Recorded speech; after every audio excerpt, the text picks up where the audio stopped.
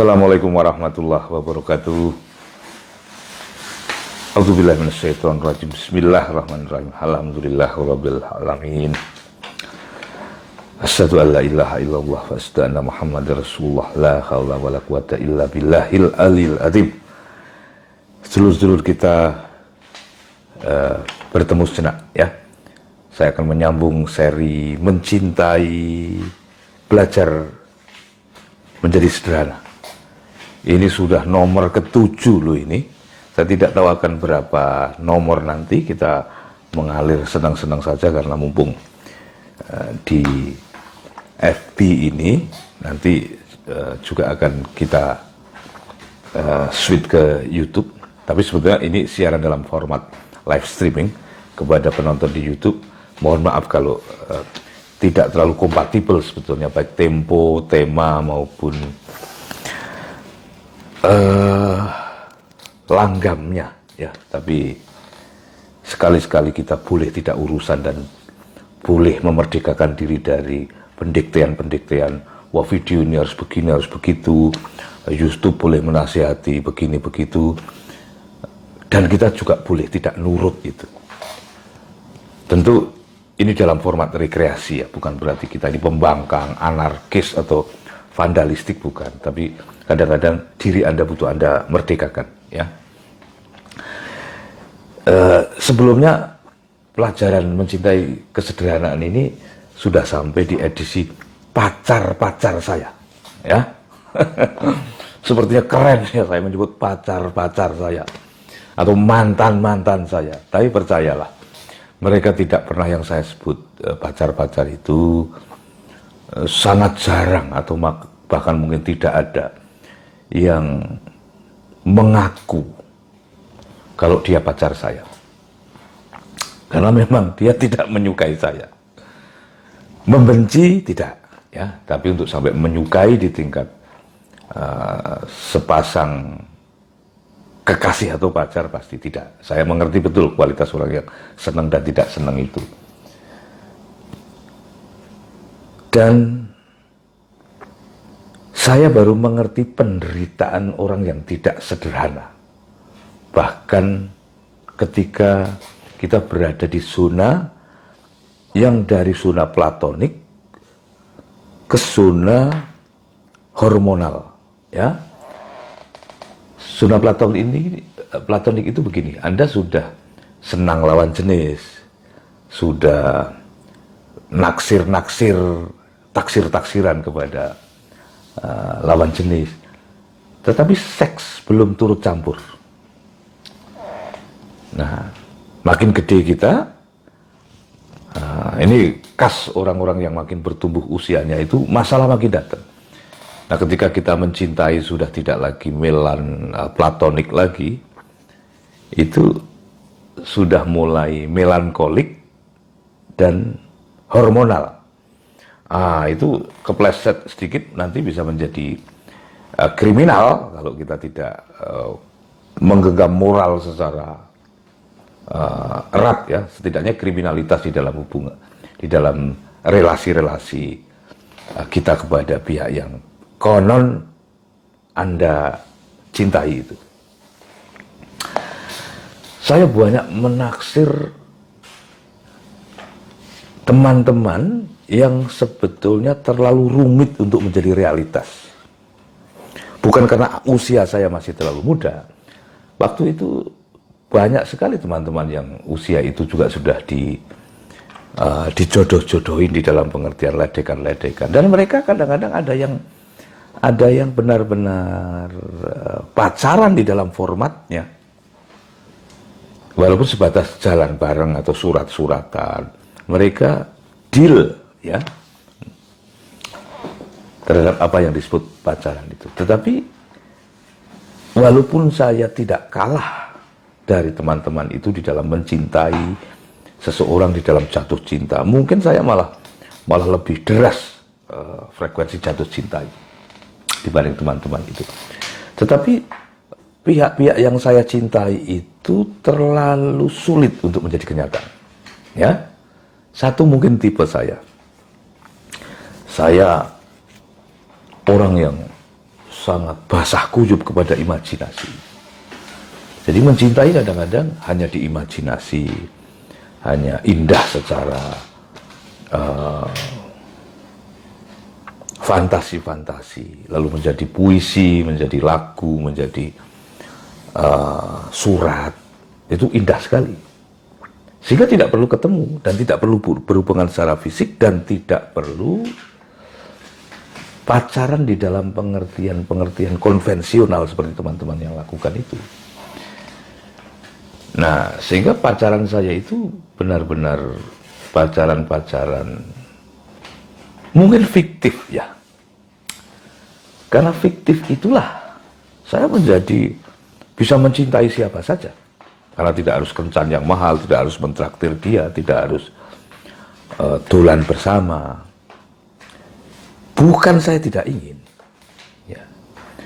Tetapi disitulah keterbatasan saya. Saya punya kelebihan bebas jatuh cinta, bebas berani mengirim surat, berani menyatakan bahwa aku naksir kamu, tetapi lewat surat. Jadi manusia imajinasi itu memang kaya raya, tetapi di dalam benak. Nah, secara realitas saya kalah kepada teman-teman yang tidak imajinatif tapi punya sepeda motor, punya duit. Nggak usah pakai rayu-rayu, langsung aja nonton bareng gitu. Selesai, dan mereka lebih menang di dalam penetrasi dan eksekusinya. Mungkin karena saya memiliki fleksibilitas jatuh cinta yang aneh begitu, saya bisa mencintai siapa saja. Bahkan pihak-pihak yang tidak pada ukuran dan pada tempatnya. Saya bisa mencintai anak pejabat tinggi, sepanjang saya bisa mengakses secara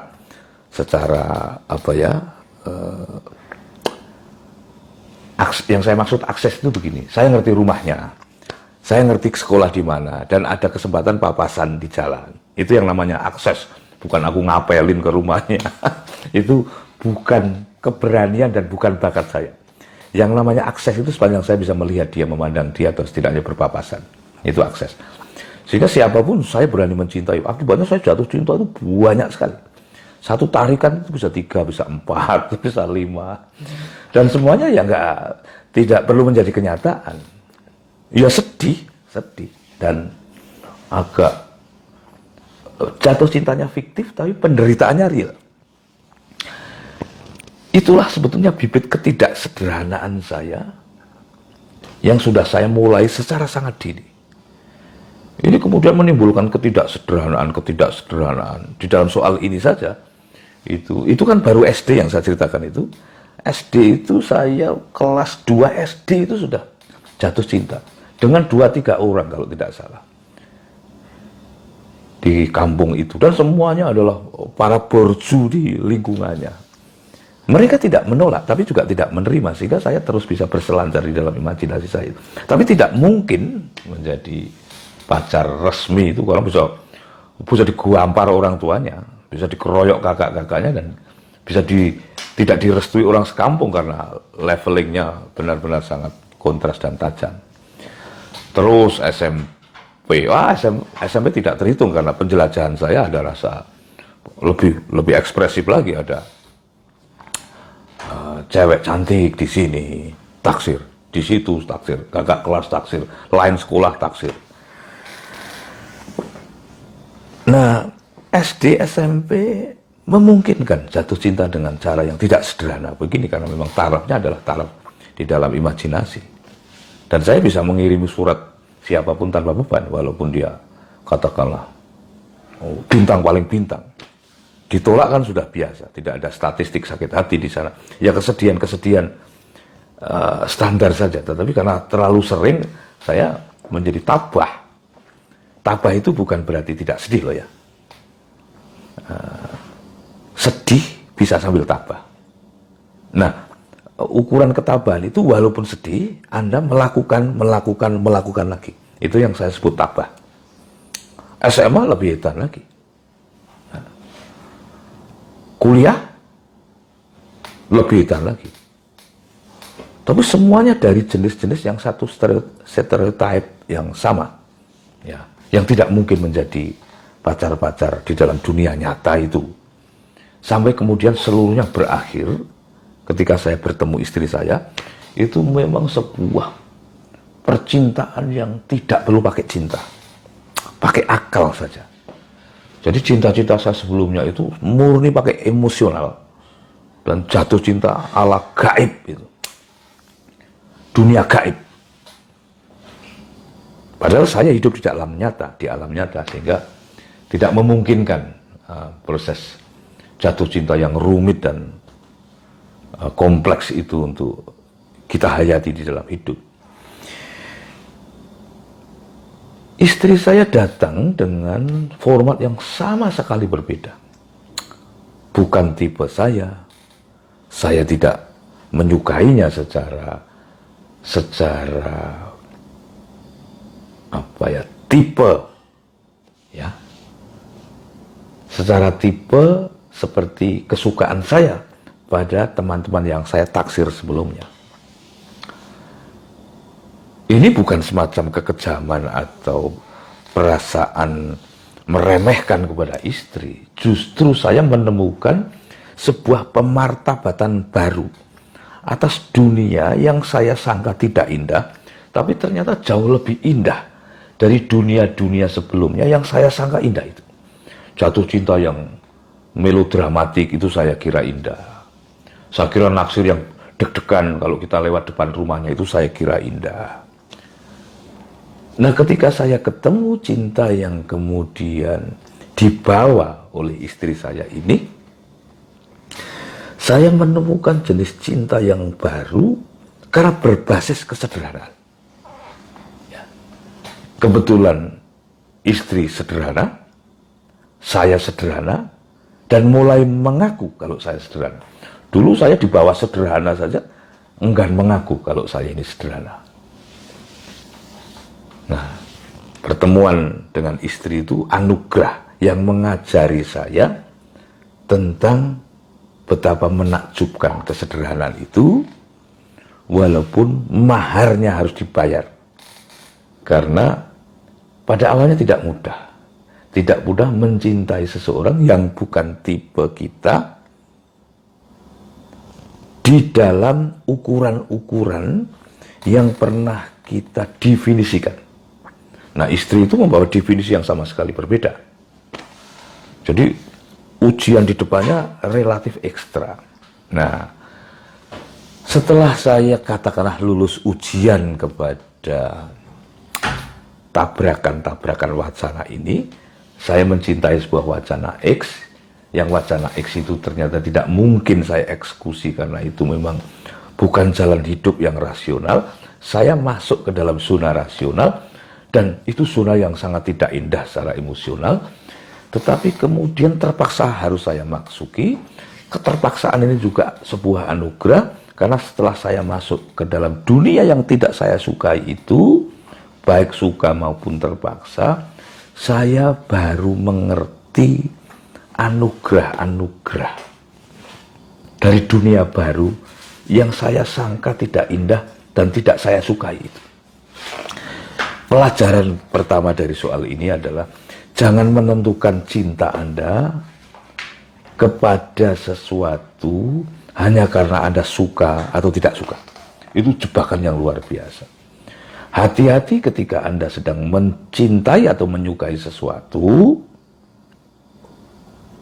dan jangan membuat keotomatisan bahwa yang Anda sukai, yang Anda cintai itu selalu hanya berisi keindahan untuk Anda, sementara yang Anda tidak sukai, tidak Anda cintai, itu hanya berisi soal-soal yang tidak Anda takjubi. Ya, saya membuktikan ketika saya terpaksa masuk zona yang tidak saya sukai, yakni zona kesederhanaan dan zona rasionalitas itu, saya mendapat bukti yang kemudian kalau dibahasakan begini, betapa tersesatnya aku sekian lama itu, betapa memalukannya perilaku saya sekian lama itu. Saya seolah-olah sedang menghabiskan waktu hanya untuk berenang di dalam lautan goblok, kira-kira gitu. Walaupun tentu hidup tidak sehitam putih itu. Saya tentu dalam petualangan-petualangan saya yang sangat absurd itu juga, itu sebenarnya cara Tuhan memperkenalkan saya kepada banyak hal, termasuk risiko dan ongkos bodoh itu. Jadi bodoh itu kalau nanti kita sudah berdamai juga serupa anugerah, agar kita ngerti pentingnya pinter gitu ya. Nah, begitu saudara-saudaraku. Jadi hidup sederhana lalu mencari jodoh dengan sebuah pendekatan kesederhanaan, lalu terbimbing untuk menuju kesederhanaan berikutnya. Misalnya rumah, ya karena terpaksa tidak memiliki sebuah kekuatan lebih, sebenarnya terpaksa menyederhana di dalam soal rumah, tetapi sudah tidak lagi berisi gugatan-gugatan bahwa kita memilih rumah ini itu karena terpaksa dan karena sebuah derita, sehingga membuat kita krisis kepercayaan dan krisis kebahagiaan. Jadi kesederhanaan yang satu itu membawa penyemangat untuk menerima kesederhanaan berikutnya. Ya. Saya kemudian mengkredit rumah kecil, ya, rumah yang sangat kecil. Dan kalau saya tidak berpikir sederhana, saya bisa patah hati itu kepada rumah itu. Nah, istri yang sederhana itu, saya yang sederhana, cocok masuk ke rumah sederhana itu tanpa konflik. Sehingga hidup saya di tahun-tahun pertama itu sudah memiliki bekal di pintu pertama untuk menyederhanakan soal-soal yang walaupun di angka 1, angka 2 itu sudah memasuki latihan sederhana, tapi 3, 4, 5, 6, 7, 8 masih zona yang rumit. Nanti ada keinginan beli mobil, keinginan bergaya dengan mungkin kalau istri ya perhiasan, saya pakaian branded. Rumah Anda boleh kecil, tapi mobil harus gaya, kira-kira gitu. Itu adalah soal-soal yang tidak serta-merta tuntas di etapa awal. Jadi kesederhanaan pun gradasinya itu berlapis-lapis dan memiliki tahapan-tahapan yang memang kita harus rampungkan satu persatu sampai nanti kita sederhana sebagai sebuah keluarga. Keluarga itu makin lama makin besar karena ada anak, nanti ada keponakan, ada mungkin nanti cucu. Bagaimana sebetulnya walaupun jumlah anggota keluarga, jumlah anggota komunitas, jumlah anggota masyarakat atau jamaah yang kita pimpin itu makin membesar, tetapi kita sanggup memberi sebuah semacam corporate culture, ya, supaya budaya perusahaan atau budaya komunitas yang jumlah atau banyaknya anggota itu tidak akan mempengaruhi watak dari komunitas itu. Nah, kalau jumlah keluarga, walaupun saya dan istri mungkin katakanlah sudah bisa sederhana, tapi kelahiran anak itu lalu tumbuh, dan karena sayang kita kepada anak, lalu anak bisa menggoda kita untuk tidak sederhana, itu namanya kembali kepada siklus awal. Ini yang saya sebut bahwa walaupun jumlah keluarga, jumlah komunitas itu bisa banyak, tetapi sebetulnya dengan sebuah upaya dan ikhtiar menegakkan corporate culture atau family culture itu kita terus bisa menyederhana. Nanti kalau dikembangkan terus dari keluarga menjadi pemimpin, menjadi pemimpin, menjadi pemimpin, menjadi top leader, kita bisa mengajak seluruh negara itu berwatak sederhana. Ini yang saya maksudkan. Nanti kita sambung, ya, kita sambung di edisi berikutnya. Edisi di sini sudah merampungkan bagaimana atas pertolongan Tuhan saya diizinkan, walaupun pacaran-pacaran saya rumit, tetapi pertolongan Tuhan itu menghadirkan, menghadiahi saya istri yang mengajarkan kesederhanaan. Dari pintu inilah saya nanti akan mengetuk pintu-pintu kesederhanaan di etapa-etapa berikutnya yang tentu butuh kerja keras dan memeras keringat, ya. Terima kasih teman-temanku, terima kasih. Saya akan menyapa sejenak teman-teman yang sudah hadir. Benowo, terima kasih. Khairun Nasirin, terima kasih. Tirta, matur suwun. Amin Khalid, matur suwun. Fitri, Ifsa, Arta Kusuma, Riri Arta Kusuma. Kamu kurang kerjaan, ya. Terima kasih, Riz. Sehat-sehat, ya, keluarga. Saya akhiri siaran ini. Saya izin merayakan malam minggu ini dengan tidur awal.